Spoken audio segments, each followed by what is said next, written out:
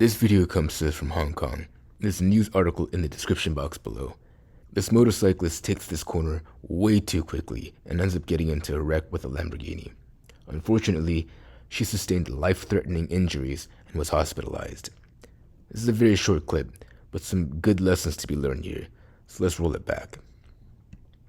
First thing to note is how quickly she enters the frame. This corner is way too tight for anybody to be taking it at this speed, particularly on a public road. Fortunately, it looks like she does have her gear on, but unfortunately, that wasn't enough to keep her safe and injury-free. But the gear probably did save her life. So this is a good lesson to always wear your gear all the time, because anything can happen. Even if you ride safely, other people make mistakes. So don't skimp out on gear. Another thing to note is look at her body angle. She's leaning away from the turn. On a sport bike, if you want to take a corner quickly, you should lean into the turn. That way you can keep your bike more upright, which means more tire contact with the road, which means your bike has more traction. Traction wasn't the issue here though. Speed was. So that's another good lesson. Don't speed.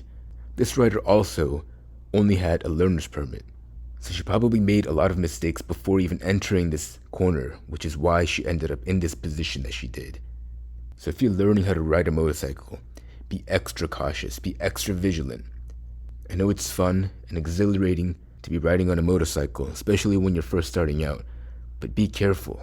Take every precaution that you can.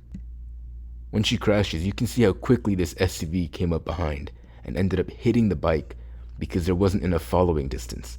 You should always maintain a minimum of a 3-second following distance. That's in great weather, with great road conditions, with great car conditions. The worse any of those factors become, you need to increase the following distance. Had this SUV maintained a minimum of 3 to 5 second following distance, they wouldn't have hit the bike.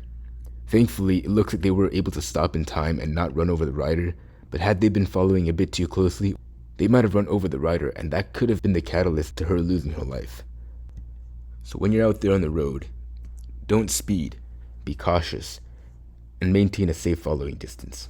Let's all be safer and more responsible drivers.